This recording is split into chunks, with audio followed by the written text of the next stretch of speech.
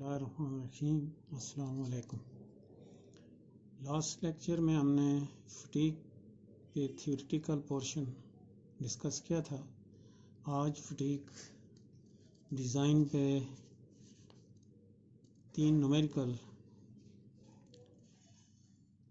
Related to repeated stresses, reversed stresses and fluctuating stresses से related 3 numericals problems जो है और उनकी डिफरेंट थ्योरीज डिस्कस करेंगे। तो ये ऑलरेडी लास्ट टाइम हम डिस्कस कर चुके हैं। ये साइकिल्स, ये जो पहला साइकिल है फ्लक्चुएटेड स्ट्रेस, इसमें सिग्मा मीन जो है वो not equal to 0। Repeated stresses में सिग्मा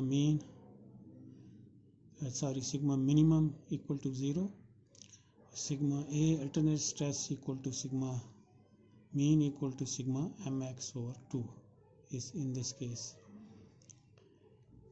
और इसमें इस केस में कम्प्लीटली रिवर्स स्ट्रेस में सिग्मा मीन इक्वल टू 0, यानी मीन स्ट्रेस इसकी जो मीन स्ट्रेस होगी वो इक्वल टू 0 होगी, और सिग्मा अल्टरनेट स्ट्रेस या stress amplitude will be equal to sigma maximum, and in this sigma A equal to sigma maximum, और sigma maximum is equal to sigma, यानी ये दोनों जो है इक्वल है। तो इससे रिलेटेड जो है आगे न्यूमेरिकल्स में फटीग डिज़ाइन में 3 क्राइटेरियाज हैं। पहला क्राइटेरिया कम्प्लीटली रिवर्स साइकिल में जो है उसमें इनफाइनाइट लाइफ के लिए जो क्राइटेरिया यूज़ होगा वो इंडरस लिमिट होगी, और इनफाइनाइट के लिए जो क्राइटेरिया यूज़ होगा that will be endurance limit, and finite life के लिए जो क्राइटेरिया यूज़ होगा that is S N curve. हम लास्ट टाइम इसकी डिटेल डिस्कस कर चुके हैं। आज इस पे जो है न्यूमेरिकल सॉल्व करेंगे जिसमें ये एस एन कार्व यूटिलाइज करेंगे।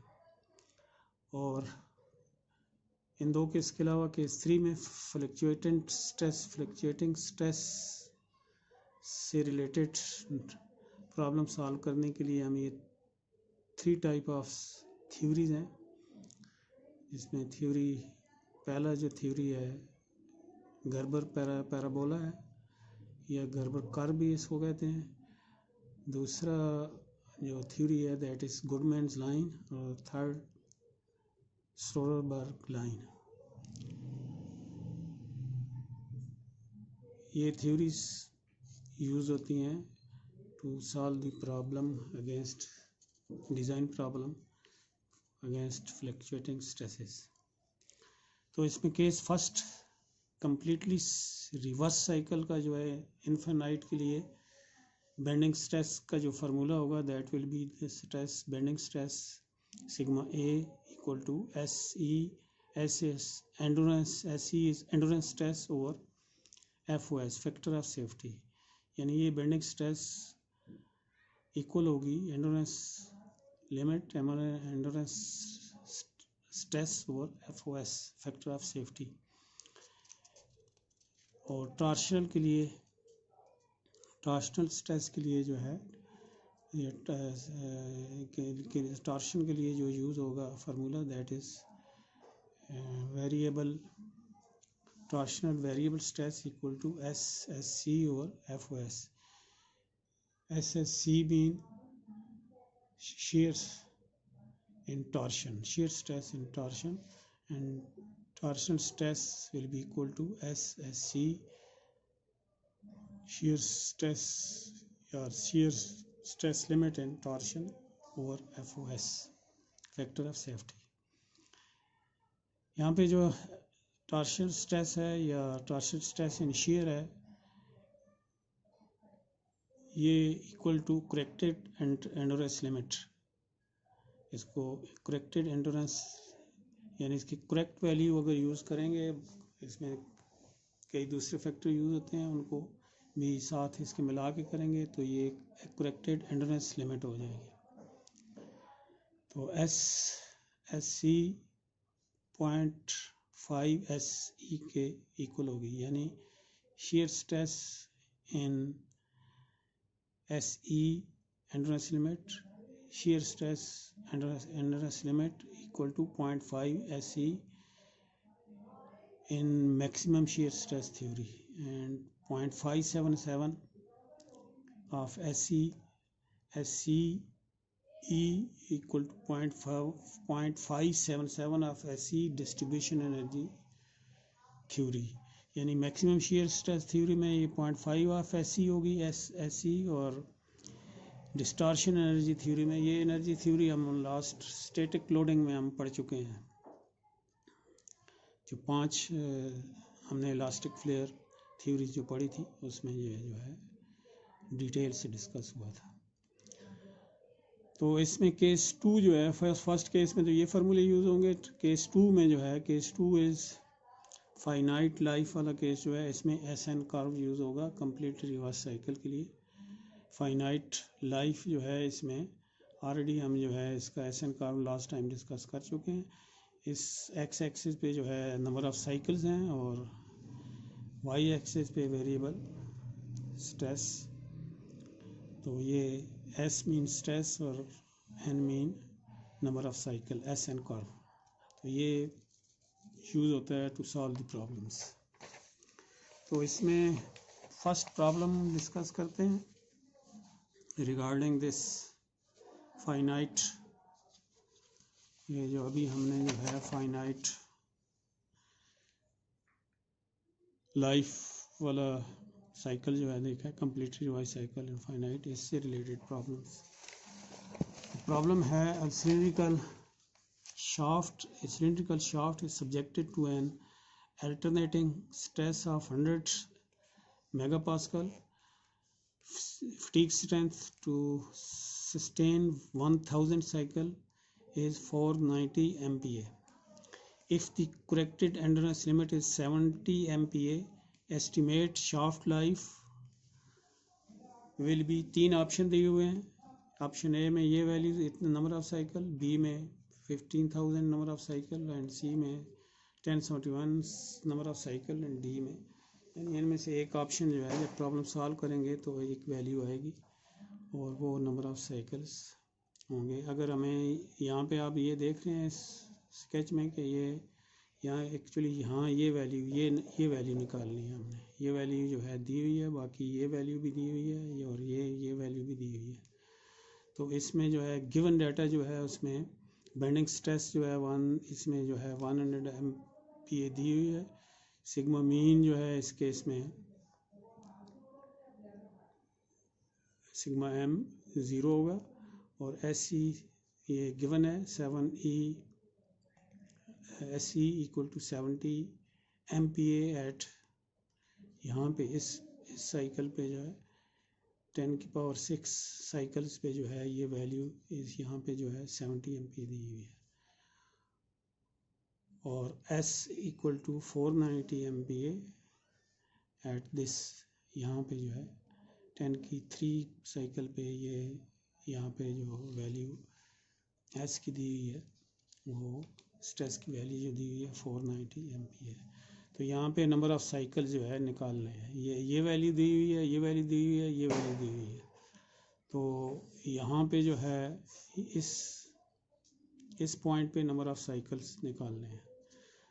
तो इसके लिए जो फार्मूला है वो स्ट्रेट लाइन का फार्मूला, ये एक्चुअली ये जो है 0.1 और 0.2 के कोऑर्डिनेट्स दिए हुए हैं हमें और 3 के कोऑर्डिनेट ये वैल्यू y का दिया हुआ है और x का जो है कोऑर्डिनेट हमने निकालना है। तो यहाँ पे x1 अगर इसके ये इस पॉइंट के कोऑर्डिनेट देखें तो x1 इक्वल टू 3 है और y1 जो है यहाँ पे log ऑफ 10 490 है, ये log ऑफ 10 490 और x2 जो है ये पॉइंट इस पे वैल्यू जो है x2 की ये 6 है और y2 की यहाँ पे वैल्यू जो है y2 की value log of 10 70 at point 2, यहाँ पे जो है इसकी वैल्यू जो है y2 की ये वैल्यू जो है यहाँ पे दी हुई है log ऑफ 70। तो फार्मूला स्ट्रेट लाइन का y1 माइनस y1 और y2 minus y1 equal to x minus x1 और x2 और x1 है। तो ये सारी वैल्यूज़ दी हुई हैं, हमने जो है x की वैल्यू निकालनी होगी। ये वैल्यू पुट करें तो y माइनस y की वैल्यू निकालनी है, यानी ये वैल्यू जो है ये y की वैल्यू और ये वैल्यू जो है ये गिवन है, ये वैल्यू जो है निकालनी है x की वैल्यू, ये यहाँ पे x की वैल्यू निकालनी है। तो y माइनस y1 और y2 माइनस 1 की वैल्यू पुट करेंगे तो ये y माइनस log ऑफ 10 490 ये वैल्यू दी हुई है, ये वैल्यू जो है इसमें पुट करेंगे और डिवाइडेड बाय log ऑफ 1070 ये वैल्यू y2 की minus log of y2 minus y1 की यही वैल्यू पुट करेंगे तो ये equal to x minus x3, x1 is x3, ये इसकी वैल्यू जो है x3 होगी और x2 की वैल्यू जो है यहाँ पे ये 6 होगी, तो 6 माइनस 3। तो यहाँ पे जो है y की वैल्यू गिवन है, y की वैल्यू यहाँ पे ये वैल्यू जो है y की वैल्यू गिवन है और ये है log ऑफ 10 की 100, तो ये 100 MPa हमें ऑलरेडी इसमें गिवन वैल्यू है सिग्मा ए की। तो यहाँ पे x की वैल्यू हम जो है हम जब कैलकुलेट करेंगे तो x की वैल्यू आ जाएगी 4.4501 और इसको जो है इक्वेट करेंगे log ऑफ, यानी ये वैल्यू जो है यहाँ पे इसको इक्वेट करेंगे log ऑफ 10 की पावर n। तो यहाँ से n निकालेंगे तो n की वैल्यू आ जाएगी हमारी 281914 साइकिल्स, यानी यहाँ पे x की वैल्यू ये आ गई और ये इक्वल, इसको इक्वलाइज करेंगे इक्वल टू log ऑफ इसके इक्वल करेंगे तो ये log ऑफ 10 की पावर n, यहाँ से n निकालेंगे तो n की वैल्यू ये आ जाएगी। तो ये नंबर ऑफ साइकिल हमने जो है ये, और ये ऑप्शन हमारा जो है फर्स्ट ऑप्शन एज यहाँ पे जो है ये करेक्ट ऑप्शन है। नेक्स्ट प्रॉब्लम इज ये जो पीछे हमने 3 टाइप ऑफ थ्योरीज देखी थी to solve the problem of fluctuated stresses, ये और इसमें जो है ये थ्योरीज अप्लाई हो रहे हैं। ये जो पहला लाइन है इसको हम कहेंगे ये वाली लाइन गर्बर्स पैराबोला या गर्बर कर्व। सेकंड जो लाइन है that is Goodman lines and third this line is Soderbergh line. Actually this curve is line is the second line between SE and SUT. SUT means ultimate stress and SE endurance limit या endurance stress। तो ये curve जो है ये है between endurance limit and ultimate stress. और second जो है गुडमैन लाइन ये है S between S see the endurance stress and ultimate stress. The third this line is Soderberg line. This is endurance stress, between endurance stress and S by T is yield stress. So it's line between yield stress and SE. So actually this is curve between the variable stress and mean stress in stress cycles. On this x-axis is mean stress and y-axis is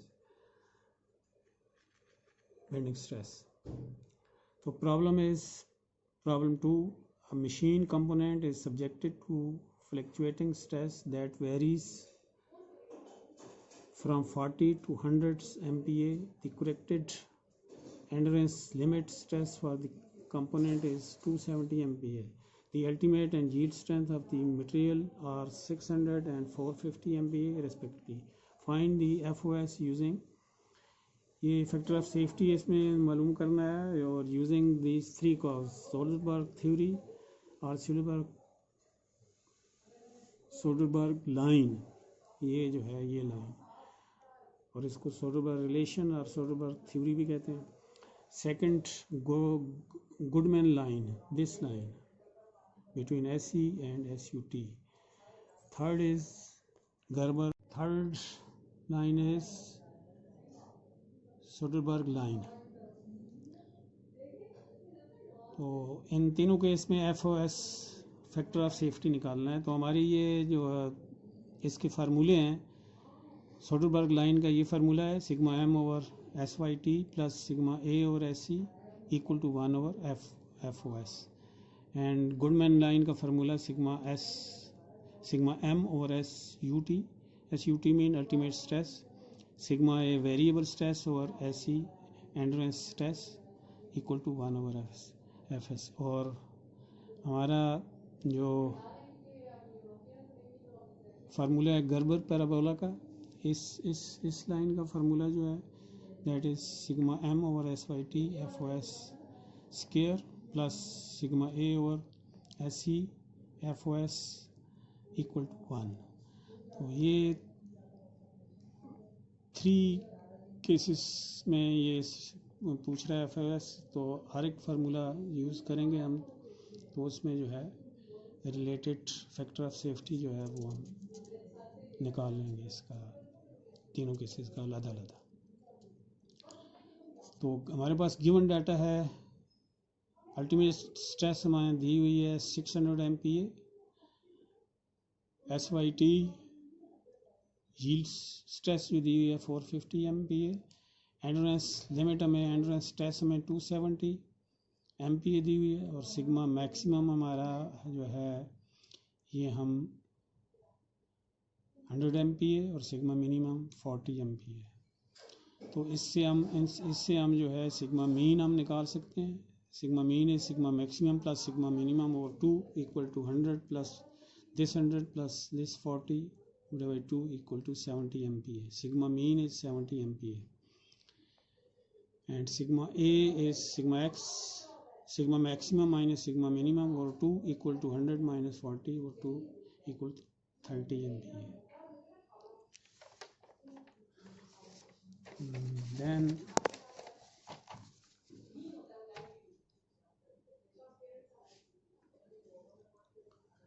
Soderbergh line का formula जो है ये use करेंगे हम.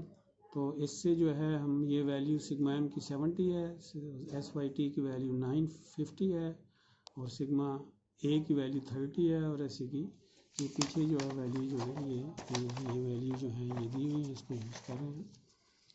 तो यहाँ से n की वैल्यू हम निकालेंगे, तो n की वैल्यू है 3 पॉइंट, यानी factor of safety n is factor of safety. FOS equal to n लेंगे हम, n यहाँ पे n जो है this is factor of safety equal to 3.75. और गुडमैन लाइन का फार्मूला ये है,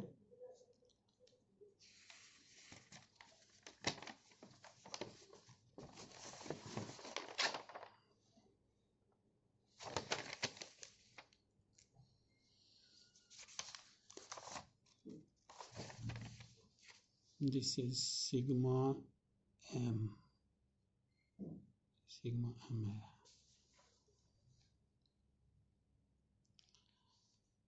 तो इसमें जो है वैल्यू पुट करेंगे, सिग्मा M की वैल्यू 70 और MPa, और अल्टीमेट स्ट्रेस की value 600 plus 30 over 30, sigma A is 30 and SE 270 equal to 1 over n. यहाँ से n की वैल्यू जो है निकालेंगे तो ये आ जाएगी हमारे पास 4.39 factor of safety in case of Goodman lines. And in case of Gerber parabola, Gerber curve, ये फार्मूला यूज़ होगा. और यहाँ से जो हम ये कोऑर्डिनेटेड इससे जो है कोऑर्डिनेट जो है इक्वेशन बन जाएगी, और उससे हम जो है कोऑर्डिनेट इक्वेशन से हम जब n की वैल्यू निकालेंगे तो हमारे पास आ जाएगी 5.41। तो ये 3 केसेस में फैक्टर ऑफ सेफ्टी हमने इस तरह तीनों मुख्तलिफ केसेस में तीन तरह की जो इक्वेशंस की एप्लीकेशन करके निकाल ली है। तो ये इन 3 केसों में एक केस जो है गुडमैन लाइंस क्राइटेरिया के लिए उसका जो है इक्वेशन जो थी यूज़ की हमने, उसकी डेरिवेशन भी यहाँ पे एक केस के लिए सिर्फ एक लाइन के लिए, दैट इज़ गुडमैन क्राइटेरिया के लिए यहाँ पे जो है इसको डिराइव भी किया गया है। आप इसकी डेरिवेशन जो लास्ट में फार्मूला जो हमने पिछले प्रॉब्लम में यूज़ किया है वो ये फार्मूला यूज़ किया, और ये फार्मूला हम डिराइव कर रहे हैं इस यहाँ पे इस केस से।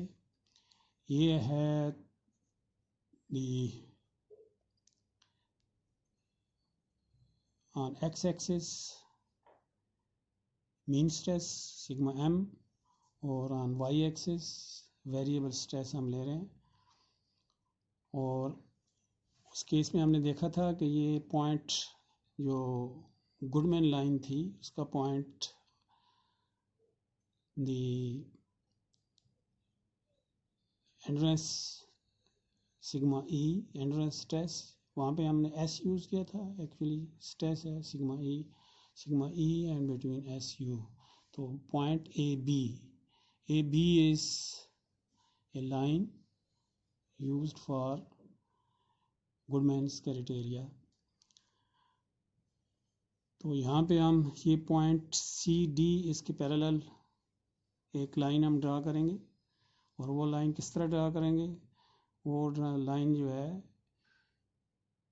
ये डिस्टेंस जो है ये sigma E divided by F O S यहाँ से ये, और ये जो है ये डिस्टेंस होगा sigma U over F O S, यानी ultimate stress divided by the factor of safety. जब अल्टीमेट स्ट्रेस पे फैक्टर ऑफ सेफ्टी पे को डिवाइड करेंगे तो ये डिस्टेंस आएगा, और ये O P will be equal to delta U और F O S, and in vertical y directions this distance will be equal to sigma e over FOS. Sigma e mean endurance stress. इन दो lines के बाद जब हम देखते हैं कि हमारे पास ये है, ये दो सिमिलर ट्रायंगल्स बन जाती हैं। कौन कौन सी?